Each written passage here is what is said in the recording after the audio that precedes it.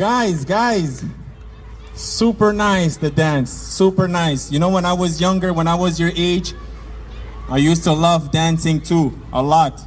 And I used to dance to Mr. Michael Jackson. So I really like the moves. Like Carmen said, keep practicing. So I'm very happy to be here today, guys. Like Carmen said, we worked on this project a few months back. So when I'm seeing you guys wearing all the t-shirts, makes me really happy. Makes me very proud to see you wearing the t-shirt. And I'm going to tell you the story about how those t-shirts came about. I'm the only one wearing the black one with the white logo. I like it. One day you can have that one too, guys. But I'm going to explain to you what it means to me wearing that t-shirt, what it represents. So before starting, I want all those who are going to high school next year to raise their hands. Oh, okay. So a new start. A new start for some of you. New challenges ahead. New kids, new school, new friends. So you're going to be out of your comfort zone a little bit. You're going to discover other things. But that's okay, because that's part of life, as you'll see, as you grow up. So I grew up having people that I looked up to. I looked up to my dad, some of my uncles, but mostly athletes. So you're around 10, 12 years old, so that brings me to 1987, 1989, the end of the 80s. Some say it was the best decade. I think, well, you know, exactly, it was some of the best decades. And I grew up having two idols, two people that I looked up to. One of them was a soccer player. So the picture, Carmen. Maradona, Diego Maradona. Who knows Maradona? Put your hand up. Yes, Diego Armando Maradona. Best soccer player in that decade, and possibly maybe the best soccer player in history. But for some younger kids, no, it's Messi, it's Ronaldo, Griezmann, Mbappe. So it depends. Or Megan Rapinoe, or Morgan, right? Because women are great in soccer too. You saw the women at the Olympics. They won the gold medal, right? Exactly. So Maradona, I had a big poster of Maradona in my school, in my bedroom, because I looked up to him. And I had another idol that I really looked up to, guys, that changed my life. Very much changed my life. And that is, can you show the picture, Carm? Who knows this person? Say it out loud if you want. Yes, Mr. Bruce Lee. I had 3 posters of Bruce Lee in my bedroom. Now, how did I get to like Mr. Bruce Lee? Well, let me tell you a bit about me first when I was a kid, how I was like. When I was younger, guys, when I was around your age, I was a very skinny kid. Skinny, short, very sensitive. I would cry so easily. And my dad sometimes would tell my mom, come on, he cannot cry. As soon as somebody tells him something, he starts crying. I was very sensitive, okay? But I had a lot of energy. So I had this going on for me. I had a lot of energy, and I was a fast kid. I could run fast, very fast, okay? So what was happening at one point with all the energy is that every time I would be home, I would start breaking things in the house. Running quickly, banging on the doors, outside in the backyard, because I grew up in Africa. I didn't tell you, I grew up in Africa, so we had a big backyard. No lions, no elephants, don't worry. But I would start breaking all the lamps in the backyard with the soccer ball and kicking, and my dad said, that's it, Jonathan, it's enough. So what did he do? He brought me to a karate school. at the age of 7 years old. Best gift ever. Ever, ever, ever, ever. So it brings me to the karate school, and as soon as I arrive at the karate school, and I see the class, we call it the dojo, when you do where you do karate, it's called the dojo, and I see all these kids wearing their white kimonos with the belts, all quiet, all lined up, just like you kids, perfect, all lined up like this in front of the master. I had never seen that much discipline before.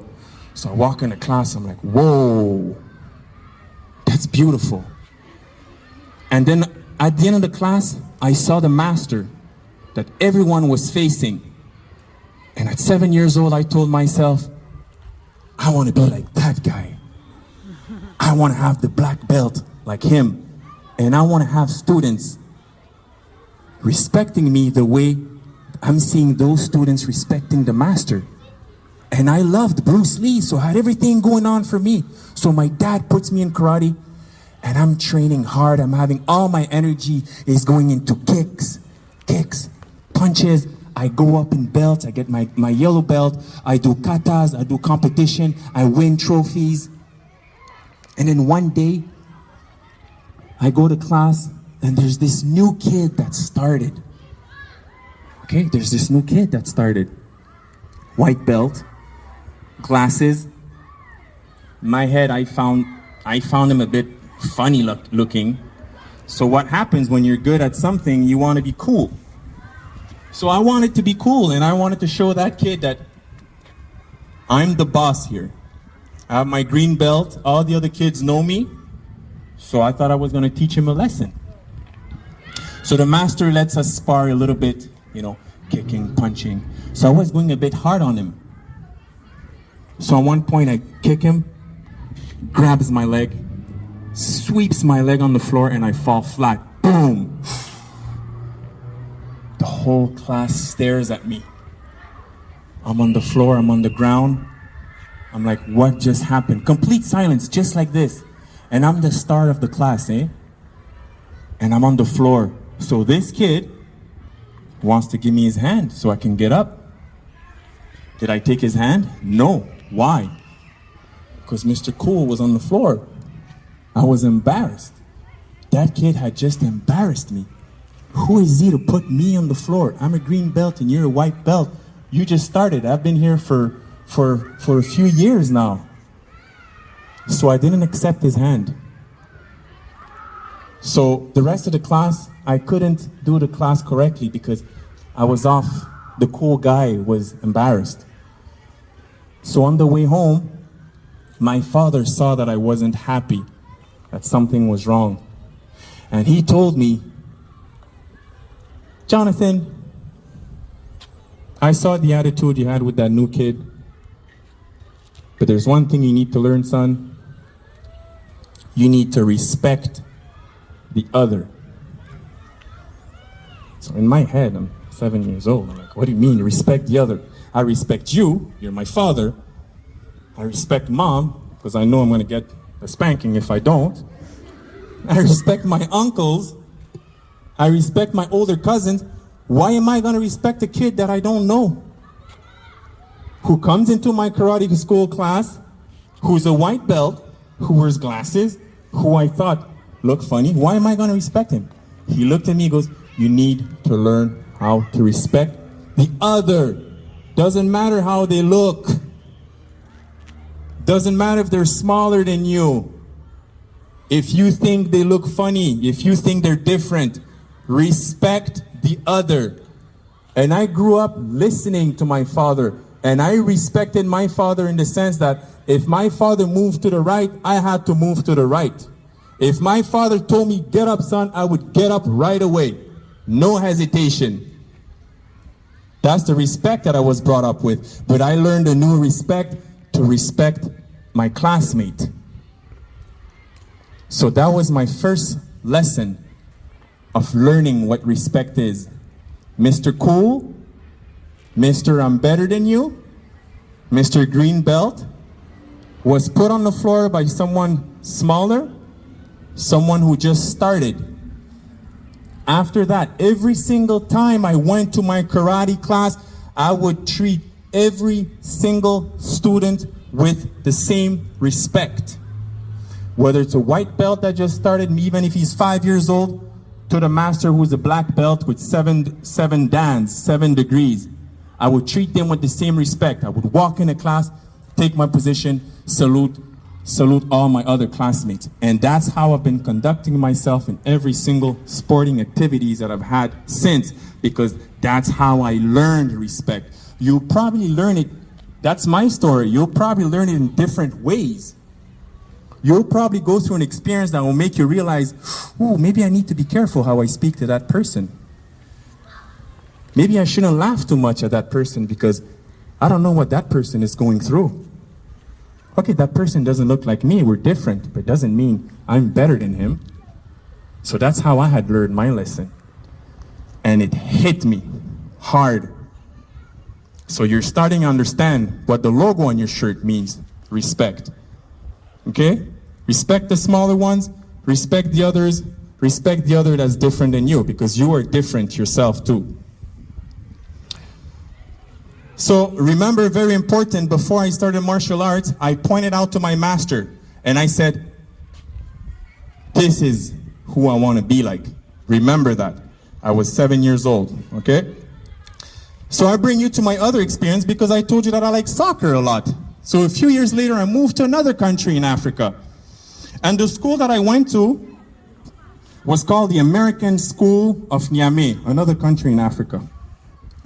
And guys, the American school over there, oh my God, it's like in the movies, because it's the American school, and right next to the American school, there were the Marines that were there, protecting the school and protecting the embassy. So when we arrived with the bus at that school, and the security guy would come at the gate, I felt like I was in a movie. You know, they would make sure everything is secured. We had the big gates lifting up to be sure that nobody could enter the school to harm any kids in there. I was so amazed. And over there, I learned how to play baseball. I learned how to start playing basketball. I became a good swimmer. So I was very, very lucky to have gone to that school and meet different people, have different friends, do different sports. But one thing that the American school could not do was beat the French school in soccer. Oh, big challenge.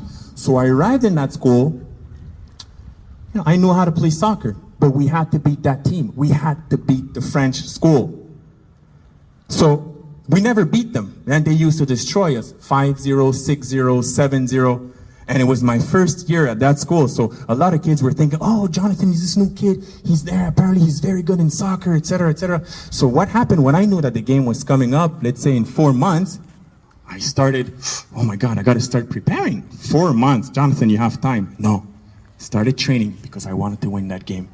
Started running, doing my push-ups, sit-ups, drills, penalty kicks, free kicks, you name it, because I wanted to win that game. So as the game approached, I was a bit more nervous, a bit more stressed, but martial arts had taught me how to stay focused and calm. At that school, the French school, they had a soccer player, defender, that they called Block of Ice.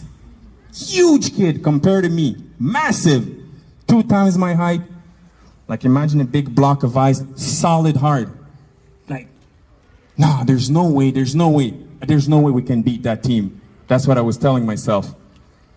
And I started telling my mom, you know what, Mom, I don't think I want to play that game anymore. She goes, why? You were so prepared for it. You wanted to prepare for it. I said, no, I don't feel good. You guys think I wasn't feeling good? I think I was scared, right? Is it okay to be scared? Yes, I was scared. And my mom told me, son, you worked so hard, you're going to play that game. So the day comes, and the French school arrives on the field, and I see Block of Ice. Oh my goodness. He's huge. Are you sure he's my age? Yes, he's my age. He's huge. Look at him like this. So I'm just trying to think, how can I get out of this game? I don't want to play, because he was a defender. And I was playing in the attack. So that means he would cover me. There's no way, guy like that. I have no chance. I have no chance. So I tell my coach, Coach, can I play defense? He goes, what do you mean, play defense? You play up front to score goals. Why are you going to play defense all of a sudden? He saw that I was scared. He saw that I was fearful. But he told me, do what you got to do. You train, go on the field, have fun. We go on the field, as you can imagine, every time block of ice comes close to me, I try to go away. Every time we bump each other, I fly off 3 feet. I fall. And a lot of times when I fall, I tell myself, oh, je suis pas sûr que je vais me relever. Parce que si je reste par terre, peut-être mon coach va penser que je me suis blessé puis il va me sortir du match. Parce que je voulais plus continuer à jouer le match parce que j'avais peur. J'avais peur de bloc de glace. J'avais très peur de lui. Alors, il marque un but, 1-0. Là, mon coach me fait signe. Qu'est-ce qui se passe? Je te reconnais pas, Jonathan. Qu'est-ce qui se passe? Je te reconnais pas. On réussit à marquer un but. Je réussis à marquer un but, assez chanceux. Je dévie un ballon dans le but, c'est 1-1. 2 minutes après, il marque un autre but. Donc, c'est 2-1. C'est la mi-temps. Mon coach m'appelle.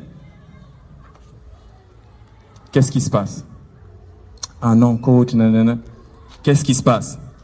Coach, je suis fatigué. Qu'est-ce qui se passe? J'ai peur de bloc de glace. Parce que chaque fois que je le touche, je me fais mal. Il me dit, OK, parfait.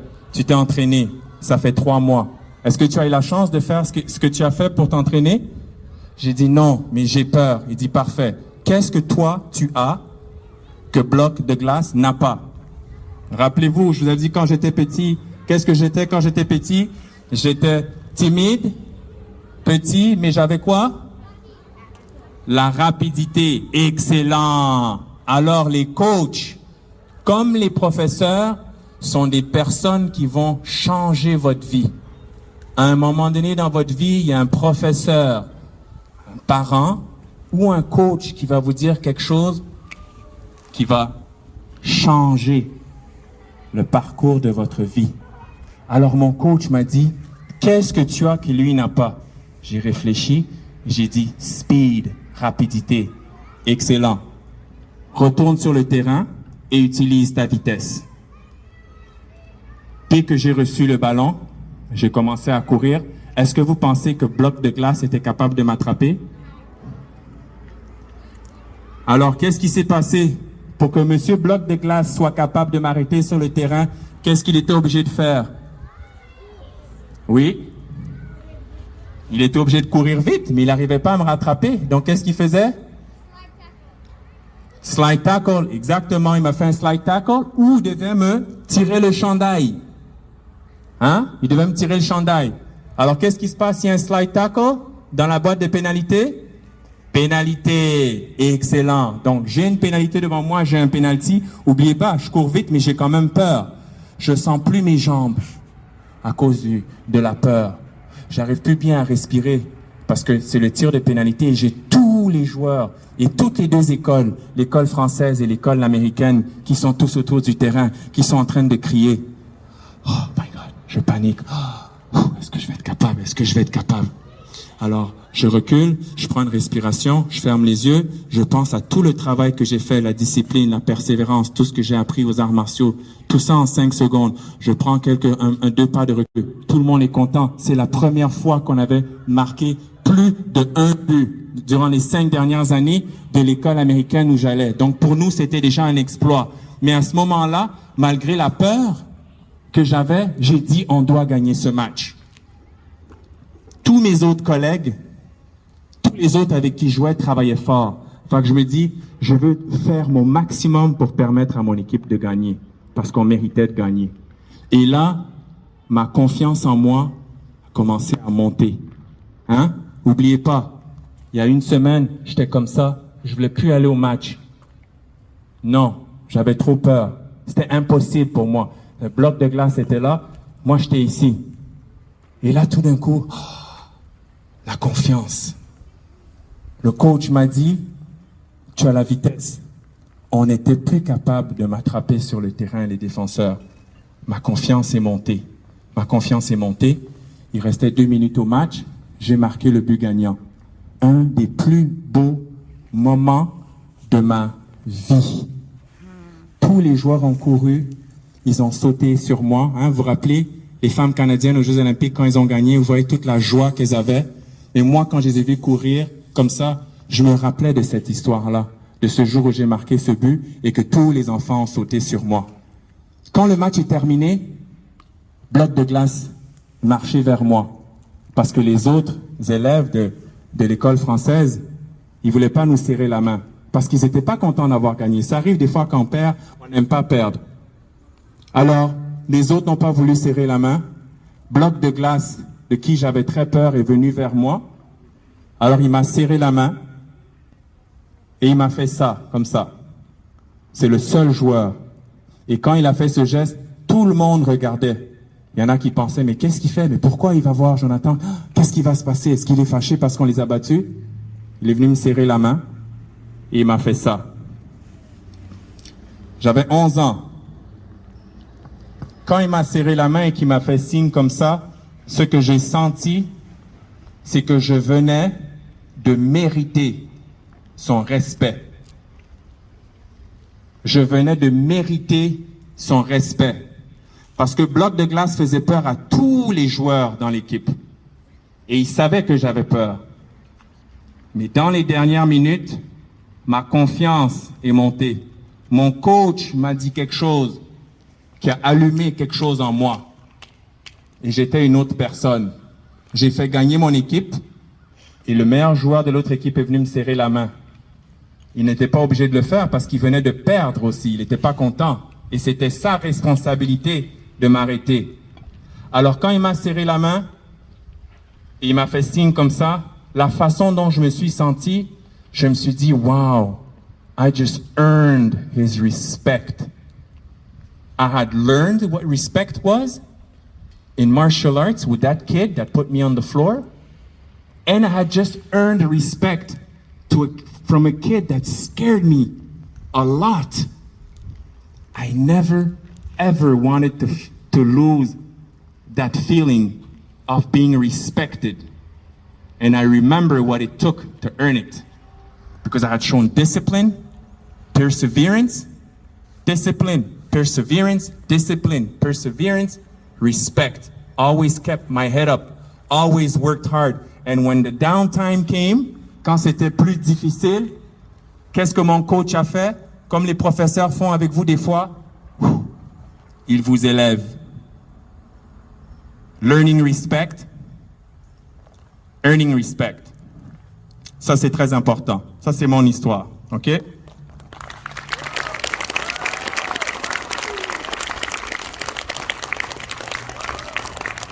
Merci beaucoup. Alors, quand j'ai commencé le secondaire, j'ai grandi en Afrique, comme je vous l'ai dit. Ensuite, je devais venir au Canada. Une partie de ma vie, je suis venu au Canada. Donc, je suis allé dans des écoles secondaires au Canada. Et c'était nouveau pour moi parce que, bon, en Afrique, la majorité des jeunes avec qui j'étais ce sont des Africains, donc ils sont de couleur noire. Et quand je suis venu au Canada, bon, c'était nouveau pour moi parce que j'étais souvent des plus foncés dans les matchs de soccer quand je jouais au Canada. Et c'est la première fois, des fois, sur les terrains de soccer, pendant les matchs, on m'appelait, on me disait certains noms. Et c'était nouveau pour moi de me faire appeler des noms d'animaux, des choses méchantes. Parce que j'étais différent. Parce que j'étais différent. Et c'est pas quelque chose que j'avais connu avant. Moi, j'avais connu le respect dans les arts martiaux et dans les classes d'école aussi, d'écouter le professeur, d'écouter mon maître, d'écouter mon père. Et voilà que je suis là en train de jouer un match de soccer et on est en train de me dire des noms parce que je suis différent. Parce que la couleur de ma peau est différente. Ça, c'était très difficile pour moi. Fait que des fois, pendant les matchs, je sortais du terrain. Parce que je voulais plus entendre ces choses-là. Donc, au début, je sortais du terrain. Et quand je parlais à mon père, il me disait des fois, ben, réponds avec ce que tu connais le mieux. Garde ta tête haute, continue à être respectueux. Mais je lui demandais, mais comment moi je vais être respectueux avec des gens qui me respectent pas? Et c'est ça qui a été difficile pour moi. Et ça va être un défi pour vous aussi. Parce que oui, vous pouvez être respectueux envers les autres, mais est-ce que les autres vont être respectueux envers vous? Donc ça, beaucoup d'entre vous, vous allez trouver ça un défi. Alors moi, je sortais du terrain. Et mon père m'a dit, non, tu restes sur le terrain. Non, je sortais du terrain. Mon père me dit, non, tu restes sur le terrain. Stansted College, j'ai gagné des prix. Meilleur joueur de soccer de la saison. Pourquoi?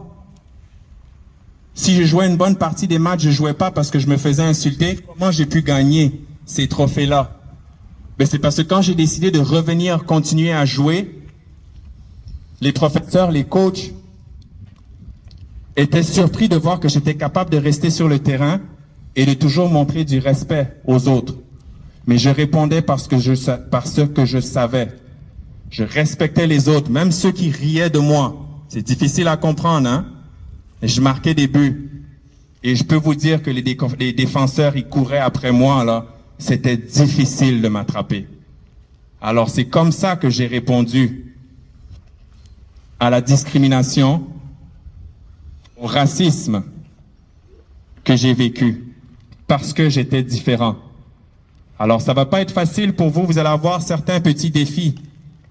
Mais vous allez écrire votre histoire, vous allez trouver ce qui va vous aider, vous, à passer à travers les moments difficiles.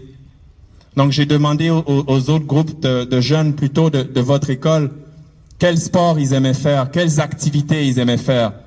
Alors beaucoup ont dit soccer, beaucoup ont dit basketball, d'autres ont dit horseback riding, il y a eu hockey, il y a eu de la peinture. Et je leur ai dit, ce que vous aimez faire maintenant, continuez à le faire. Tout ce que vous aimez faire maintenant, continuez à le faire. Parce que vous êtes en train de vous exprimer d'une façon différente et qui est propre à vous. Rappelez-vous, j'aimais Bruce Lee. Je manquais beaucoup de confiance, mais j'avais beaucoup d'énergie. Alors, dès que j'allais dans les écoles de karaté, pac, toute mon énergie sortait à travers l'école de karaté et je m'exprimais. I would express myself through karate. So you could express yourself through dancing, writing, hockey, sports. Keep doing the thing that you love doing. Very important. Okay? Remember when I was a kid, I said, I want to be like this master. I wanted to be like that soccer player. Remember when I said that? Very important.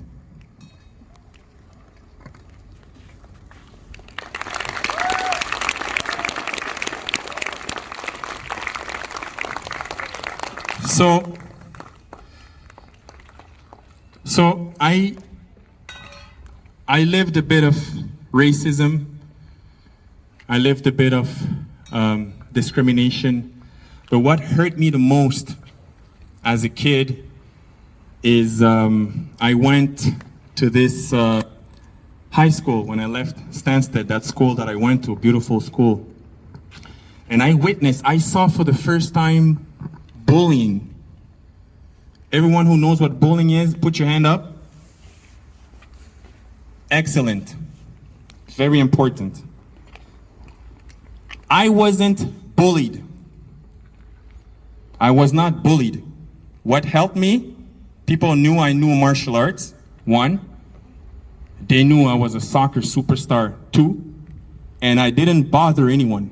I was respectful with my classmates and so. But I saw bullying.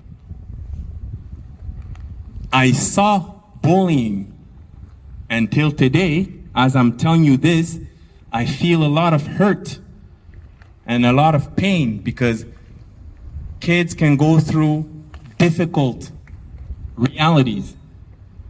Kids can be mean with each other, very mean with each other. So some kids might be mean with you, or they will become mean, or maybe one of you is mean with another kid. Stop it. Stop it. So I saw older kids make younger kids fall down the stairs. I saw older kids trying to squeeze in little kids in the lockers, laughing, other kids around laughing.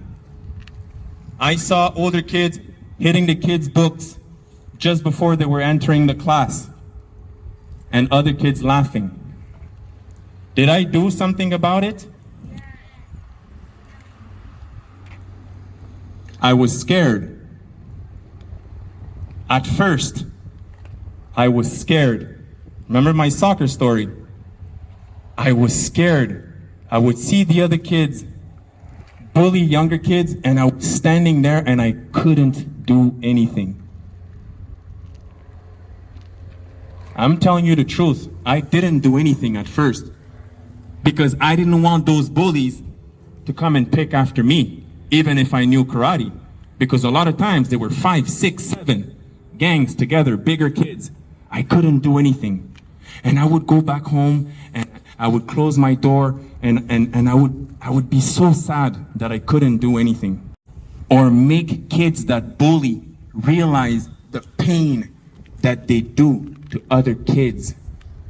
And I keep on remembering that day when I was seeing this and I couldn't do anything about it. Even today, when I'm telling you this, it still hurts me a lot. But you know what? I was talking about hope. So when I see all of you wearing that t-shirt, that's what I wanted to create when I did the Cabal Foundation. I wanted to create kids that could understand what respect means. I wanted kids to understand what earning respect means and sharing respect. So through my stories, you're understanding that I had my challenges. I had my doubts. I was a skinny kid. I didn't speak a lot, very sensitive. I was crying all the time. But I won a lot of sports trophies. I have a lot of friends. I do a soccer tournament every summer. I have over 100 players that come. And my friends ask me, Jonathan, how do you know so many people? I respect them, and they respect me. Some of those friends I have since kindergarten, some since high school. We had mutual respect toward each other. And there was a kid on my last tournament that was bullying kids when he was younger. And he told me, you know, some nights I have difficulty sleeping because I know that the person that I bullied, I know I affected his life. Maybe he lost confidence as an adult, but that's because of the pain that I caused. So he goes, when I come and I play at your tournament, I want to give back to the kids. Because if I heard someone like you speaking to me when I was younger, maybe I wouldn't have done it. So I really hope that you kids, as you hear this, and I have a very good feeling that you guys are good kids, you're well-raised kids, and you're in a good school. Be kind with each other. Be respectful with each other. And understand that if you respect the other, it's not automatically that the other will respect you. So there comes the earning part, the working hard on what you like doing, what you love, the sport you love doing, the activity you like doing, whatever it is. Keep doing that. Keep expressing yourself in that. So the 7-year-old kid in me that walked to the karate school one day and that pointed out to the teacher saying, I want to be just like him, well,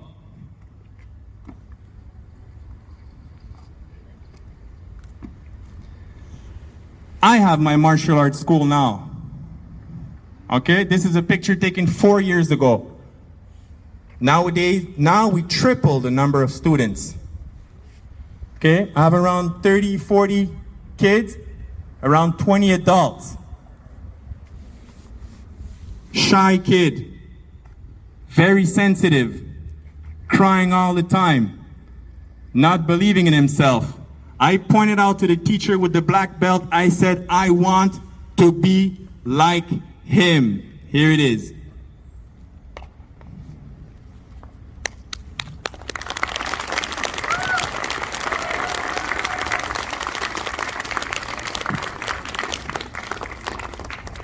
Let's not forget, I like soccer too. So you'll be growing up and maybe your parents or friends or other adults will tell you, well, when you grow up, you'll have kids, you'll have a job. That's pretty much it. No, no, no, no, no, no, no. I have 2 kids, an 11-year-old boy, Zachary, beautiful daughter, Micah, been married for 14 years, and I have a full-time job. And I teach Taekwondo, and I also have my soccer academy. Okay, I have around 40 to 50 players, 2 girls team, almost unbeatable, these girls, and 2 boys teams, your age. So, a lot of adults ask me, Jonathan, how do you manage all of this? Well, look, I am not Superman, but when I wear that t-shirt, sometimes I feel like I am Superman. I'm doing what I love, because it gives me energy. Because when I do what I love, I'm okay with 5 hours of sleep. For you, not yet, okay? That's when you get to my part. I love what I do. I coach a lot of kids your age. And I always tell my kids in the Taekwondo, I know some of you will make it to the Olympics. And they're like, oh, come on. Hey, I pointed out to the master, I said I want to be like him. I have my school. So I tell them, one of you guys are going to go to the Olympics. Yep. And what happens? Some of them start training differently. Some of them stay longer after class. I tell my soccer kids, well, some of you, you're going to be in the World Cup. Why not? Some of you here,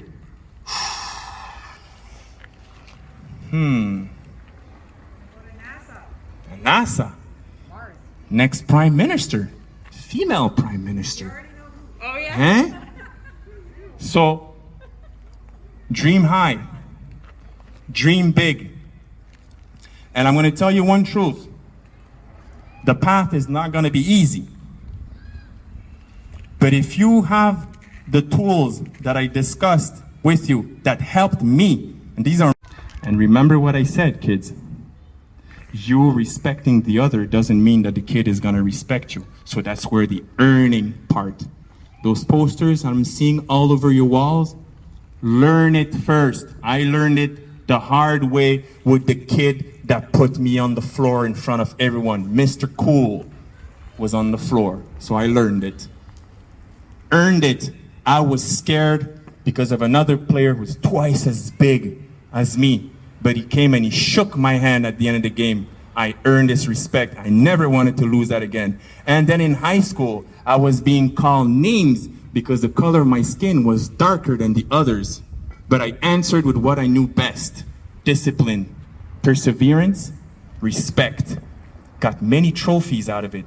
But most importantly, I respected myself. My confidence was boosted up.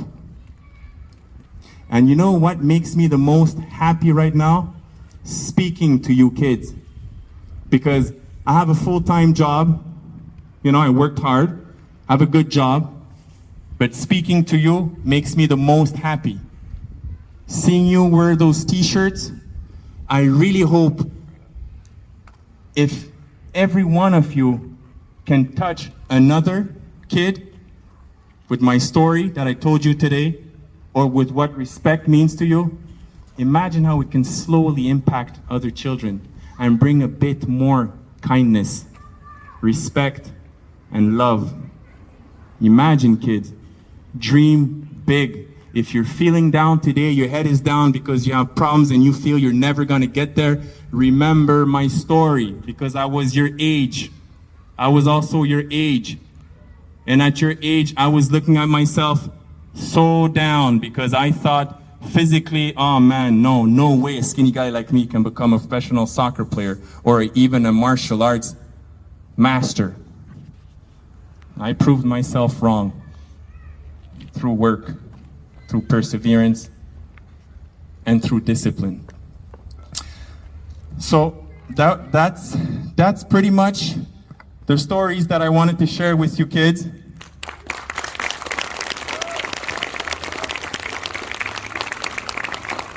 Scoring points on your opponent. So your opponent has a pad, he has a helmet, protectors. Okay, so the idea is to score points on the other pad, on the other opponent. So it's a bit like, how do you call it? Scrimmage? Scrimmage. The fencing.